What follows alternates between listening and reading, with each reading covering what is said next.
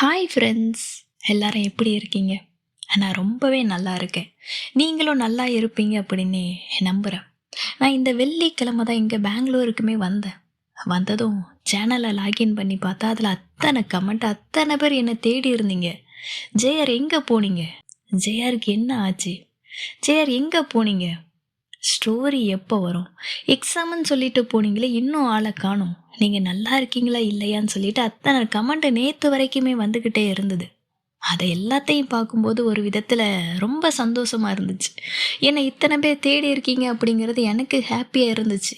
அது மட்டும் இல்லாமல் நம்மளை இத்தனை பேர் தேடி இருக்காங்க, ஸோ வந்துட்டோம் அப்படிங்கிற ஒரு சின்ன இன்ஃபர்மேஷன், ஒரு இன்ட்ரோ கொடுத்துடலான்னு சொல்லிட்டு தான் இன்றைக்குமே வந்தேன். நான் ஏற்கனவே உங்ககிட்ட சொல்லிட்டு தான் போனேன், எனக்கு எக்ஸாம் இருக்குது, எக்ஸாமை முடிச்சுட்டு வர்றேன் அப்படின்னு சொல்லிட்டு போனேன். ஆனால் நான் நினச்ச மாதிரி இல்லாமல் என்னோடய அம்மாவுக்கு கொஞ்சம் ஹெல்த் இஷ்யூ ஆகிருச்சு. ஸோ நம்ம அம்மாவை நல்லா கேர் பண்ணி பார்த்துக்கணும்ல. அதனால் என்னால் திரும்பி வர்றதுக்கு ரொம்ப டைம் ஆயிடுச்சு.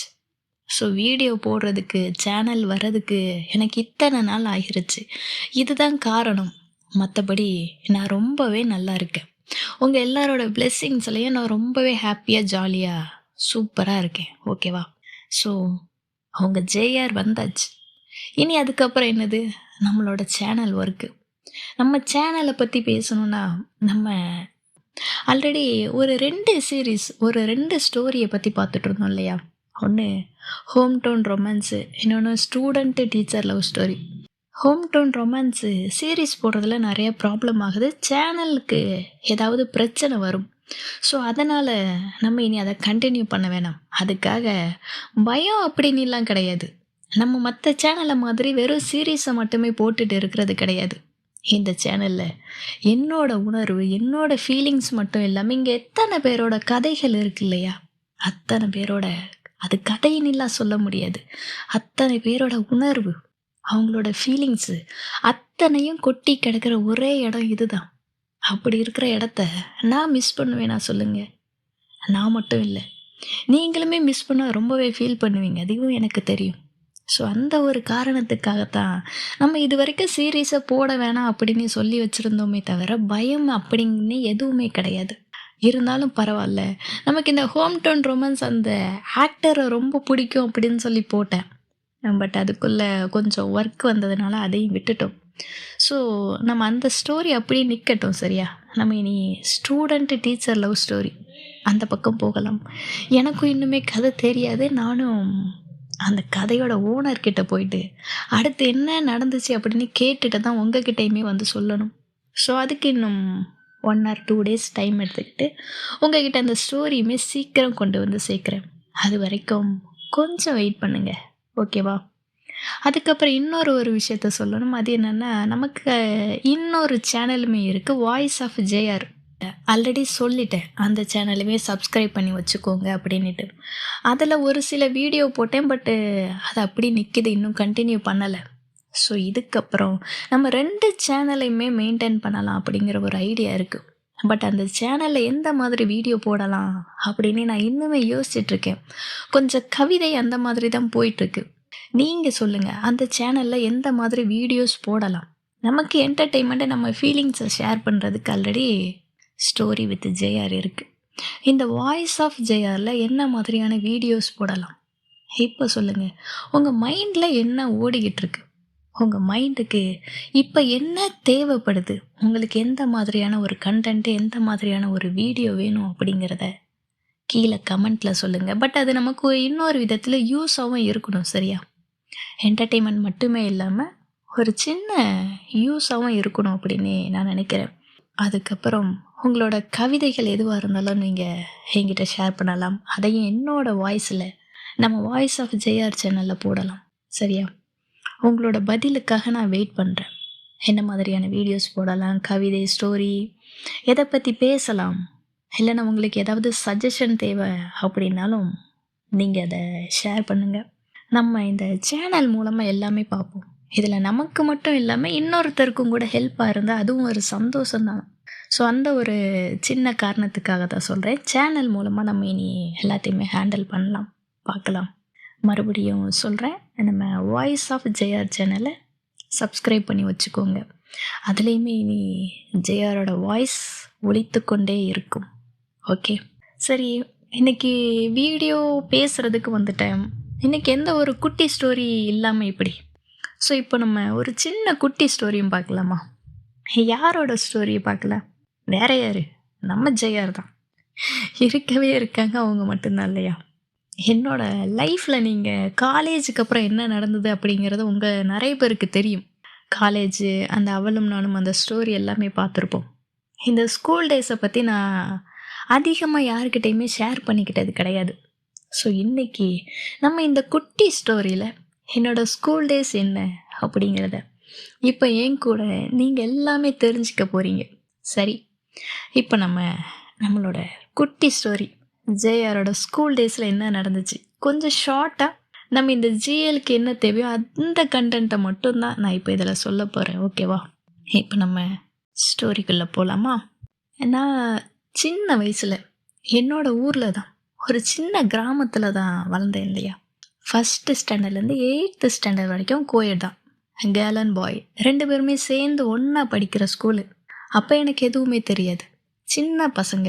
ஆனால் நான் கொஞ்சம் ரக்கடாக தான் இருப்பேன், அதிகமாக சிரிக்க மாட்டேன், கொஞ்சம் ரவுடி.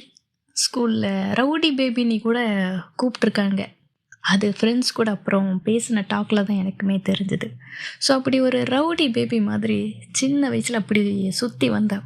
அப்போவும் எனக்கு தெரியாது, கேர்ள்ஸுக்கு ஒரு பிரச்சனைனா கண்டிப்பாக ஆளாக போய் நிற்பேன், பசங்க கூட சண்டை போடுறதுக்கு.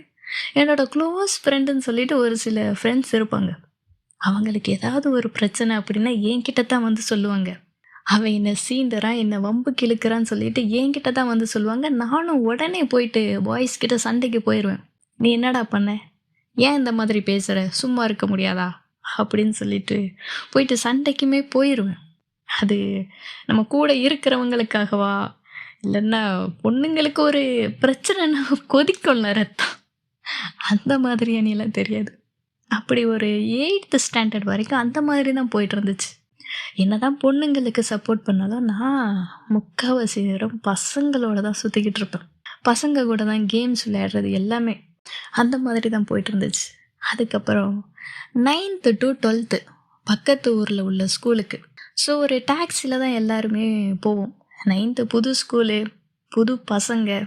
அப்போது நான் கொஞ்சம் ஷை கேரக்டர், அதிகமாக பேச மாட்டேன் இல்லையா? ஸோ ரொம்ப போரிங்காக இருந்துச்சு புது ஸ்கூலு அப்படிங்கிறதுனால. யாருக்கிட்ட பேசுகிறது பழகிறது, ஏன்னா என்னோடய ஃப்ரெண்ட்ஸ் வந்து எல்லாருமே வேறு செக்ஷனில் போயிட்டாங்க.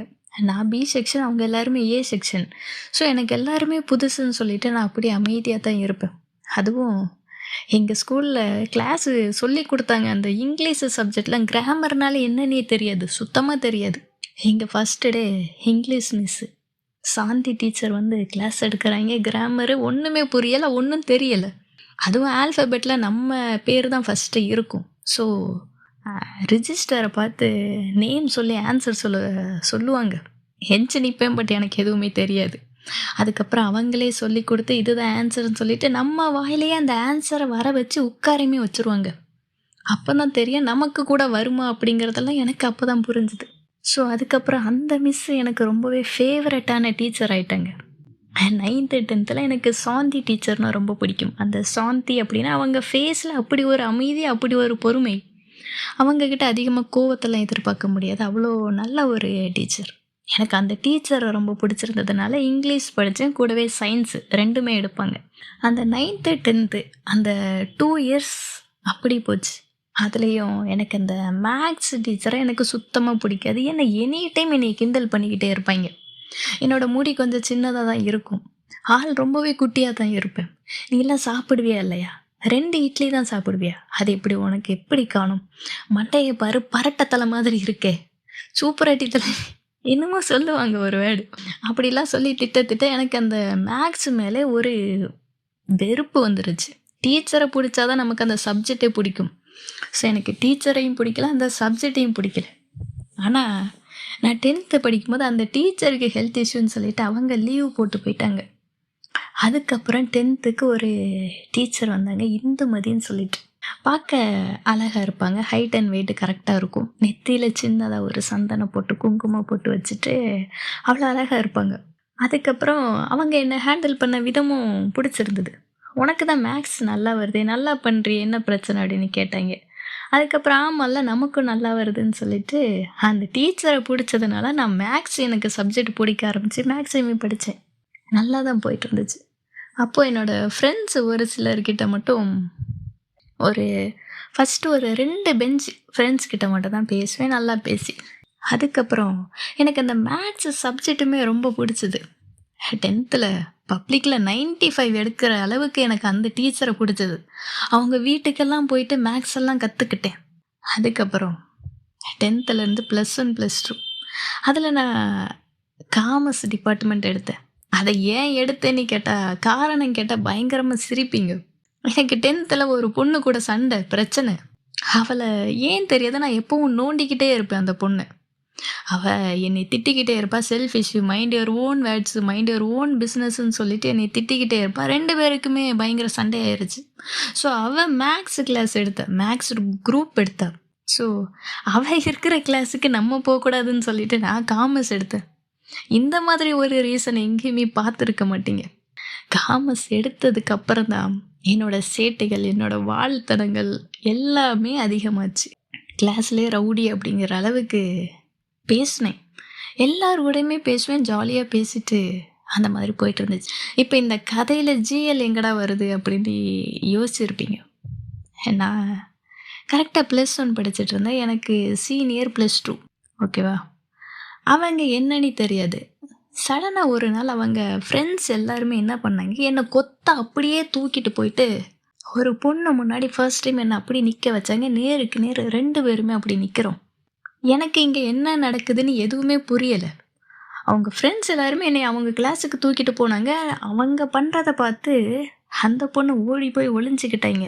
எனக்கு எதுவுமே புரியல. இங்க என்னடா நடக்குது அப்படின்னு சொல்லிட்டு நான் அப்படி பார்த்துக்கிட்டு இருக்கேன். "ஏன்க்கா இந்த மாதிரி பண்றீங்க? என்ன? எதனால புடிச்சிட்டு வந்தீங்க? ஏன் அந்த பொண்ணு ஓடுறாங்க?" அப்படின்னு சொல்லிட்டு எதுவுமே தெரியாம நான் அங்கேருந்து ரிட்டர்ன் கிளம்பிட்டேன். அதுக்கப்புறம் தான் அவங்க ஃப்ரெண்ட்ஸு சொன்னாங்க, "அந்த பொண்ணுக்கு உன்னைய ரொம்ப பிடிக்கும். ஸோ நாங்களும் பேச வைக்கலான்னு ட்ரை பண்ணோம். அதனால தான் உன்னைய இப்படி போய் தூக்கிட்டு போற அளவுக்கு ஆயிருச்சு" அப்படின்னு சொன்னாங்க. எது பிடிக்குமா? என்னடா இது? புதுசா இருக்கு. பிடிக்கும்னா என்ன? சரி அதனால என்ன? அப்போ டைரக்ட்டா நீங்க அவங்கள என்கிட்ட பேச சொல்லுங்களேன் அப்படின்னு சொல்லிட்டு நானுமே சொன்னேன். ஆனா, அவங்க என்கிட்ட பேசவே இல்ல. அவங்களுக்கு அப்படி ஒரு வெட்கம் என்ன பார்த்தா. அது ஏன்னே தெரியல. இல்ல, இல்ல முடியாது அப்படின்னு சொல்லிட்டு பேசவே வரல. எனக்கு அது எல்லாமே ரொம்பவே வித்தியாசமா இருந்துச்சு. எதுக்காக? நம்மளும் சாதாரணமான ஒரு பொண்ணு தானே, அவங்களும் ஒரு பொண்ணு தான். ஏன் பேசுறதுக்கு அவங்களுக்கு என்ன அவ்வளோ ஒரு தயக்கம், அவ்வளோ ஒரு வெட்கம் அப்படின்னு சொல்லிட்டு, எனக்கு அது எல்லாமே புதுசா இருந்துச்சு. சரி பரவால்ல. அவங்க வந்தா பேச போறாங்க, இல்லன்னா வேணாம் அப்படின்னு சொல்லிட்டு, நானும் அதுக்கப்புறம் அதோட விட்டுட்டேன். சரி, கதைய ஃபுல்லா சொல்லி முடிக்கிறதுல என்ன சுவாரஸ்யம் இருக்குல்ல? நான் ஒரு 10 நிமிஷம் வரைக்கும் தான் பேசணும்னு நெனச்சேன். ஆனா 15 நிமிஷம் ஆயிருச்சு. ஸோ, என்னோட கதையில அடுத்து என்ன நடந்துச்சு அப்படிங்கிறத நான் அடுத்த வீடியோல சொல்றேன். ஓகேவா? இப்ப நான் கிளம்புறேன், வருவேன். அடுத்து என்ன நடந்துச்சு அப்படின்னு தெரிஞ்சுக்கிறதுக்காக வெயிட் பண்ணுங்க. ஓகேவா? இப்ப நான் கிளம்புறேன். Thank you.